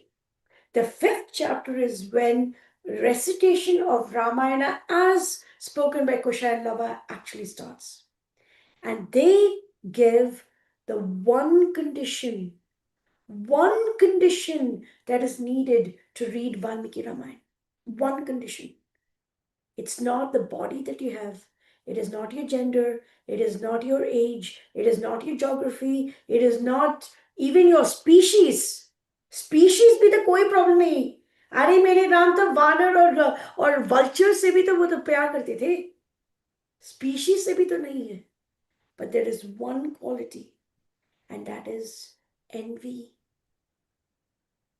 Envy. Shruyatam anasuya kave. You have to listen to this without envy in your hearts. So when a person is envious towards Sita Ma, how can they be considered as pure devotees? It cannot happen. No matter how much we praise the Lord, if we are against Mother Sita, nothing is going to happen. So remember, Shupnaka wanted only Lord Rama. She lost her ears and her nose. Ravana wanted only Sita Ma. He lost his own life. He lost the life of his brothers, his sons, his nephews, his cousins, his kinsmen, his mantris, his ministers. He lost the life of everybody. But when Hanuman brought both of them together, and that canto is known as Sundarakand, the most beautiful canto of them all. So we have to follow Hanuman's footsteps and not Mandodari's footsteps or Shupnaka's footsteps or Ravana's footsteps, and just think about one and not the other. That is not correct. So as far as why is she known as one of the sacred wives, I have no idea. I don't know. She praises Lord Rama beautifully. That prayer is absolutely phenomenal. But then she throws in that envy. Ooh, it spoils the whole thing. It's almost like दूध में थोड़ा सा salt डाल दिया. अच्छा नहीं लगता है. It's not nice. अच्छा नहीं लगता है मुझे. Anybody else have question? Yeah. So thank you so much. I sincerely thank Madhuri for shedding such meaningful insight on the so many characters of Ramayana.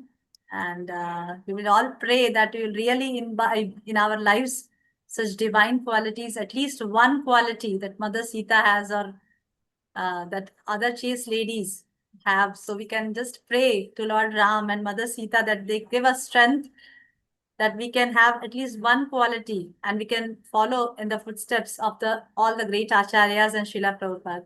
Thank you so much, Mataji, from our heart. From my heart, I just really thank you for giving us so much lessons from Ramayana and enlightening us and revealing so many secrets that we don't know even. Thank you so much, Mataji, for joining. Hare Krishna, Pranam, Mataji. Thank you, Mataji. I just want Hare to close Krishna. with one small Mangalam. Sure, Mangalam Mataji. ko Silendraya Magniya Gunate Chakravarti Tanujaya Sarvabhaumaya Mangalam. So this is written by Sri Vadavara Muni Swami of the Sri Vaishnava Sampradaya. And as characteristic of all Vaishnavas go, we don't ask the Lord for anything. We're praying, oh Rama, may you be protected. May you be okay.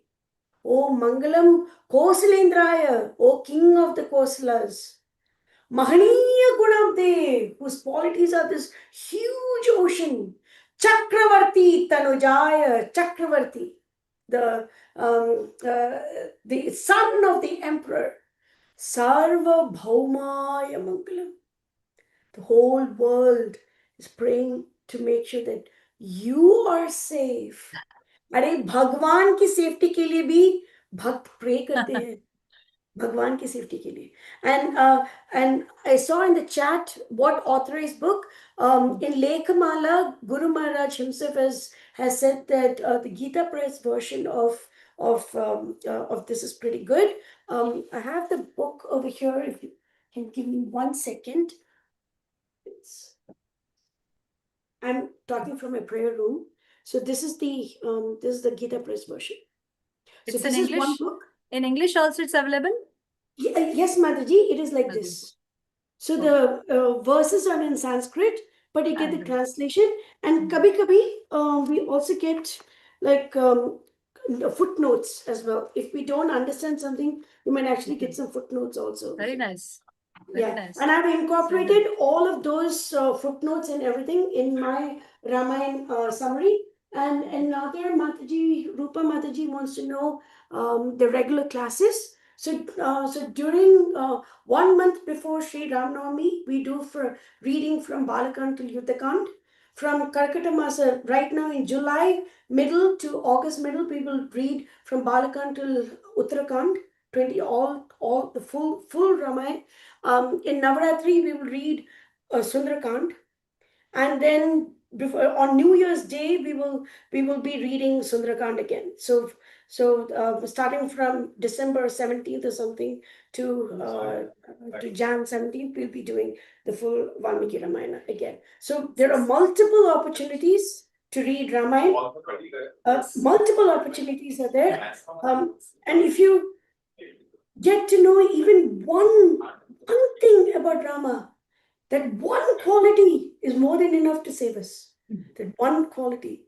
Why? Because Apadam Apahartaram Dataram Sarva Sampadam Lokabhiramam Shri Ramam Bhuyo Bhuyo Namaham. Rama, you are the giver of everything. Sarva Sampadam. Apadam Apahartaram, you destroy all obstacles. Lokabhiramam, you're the one who attracts all the lokas. Bhuyo Bhuyo Namamiham. I bow down to you again and again. Okay. Thank you so very much. And Shalini Mataji, Yes, I love the fact that you love Tulsi Ramayana. You should read Valmiki Ramayana. There is no comparison at all. चूड़ियां अगर gold के हैं और नकली हैं, there is a difference. You should take the gold bangle, not the artificial ones. Artificial में तो सुंदर है, पर इतने भी सुंदर नहीं कि वो तो गोल्ड बैंगल की गोल्ड बैंगल से भी तो बेहतर है. इतने भी सुंदर नहीं है. You have to get Valmiki Ramayana, and that will take you in a completely different platform. You can hear Hanuman speak. You can hear it. You can hear Rama speak in the Dundubi Svana. You can hear it. You can feel the splash of Ganga. You can feel it. That is Valmiki Ramayana. I'm not kidding. I'm sitting in my prayer room. I'm looking at the different pictures of Lord Rama in my prayer room. I'm not lying. And that I have read Ramcharitmanas, and I know the difference between Ramcharitmanas and Valmiki Ramayana. There is no comparison. Valmiki Ramayana, as I mentioned, is steeped in Sita Ma's mercy. That has Rama's stamp of approval. Nothing can beat it. Nothing. Absolutely nothing. But I'm happy that you are reading something. Yes. But come to the platform of Valmiki Ramayana. Thank you so very much, Mataji. Thank you so much, Mataji. Yeah, I already actually provide introduction of Mataji in the beginning that I shared in that group also, Mataji. In our Vaishnavi Satsang group, I shared the introduction of Mataji. Yes, yeah, you can see I've shared the introduction in the group. Okay, thank you so much, Mataji, for joining and giving your precious time for enlightening us. Thank you so much. Hare Krishna. Pranam, Mataji. Hare Krishna Mataji, Dandavat Pranam. Pranam. Please, all glories to Srila Prabhupada. Vancha kalpatarvaisha kripa sindhu bhai chapatanam pavnebhyo vaishnavebhyo namaha. Masta bhakta vrinda ki jai, Srila Prabhupada ki jai. I'm ending the session. Thank you so much, Madam.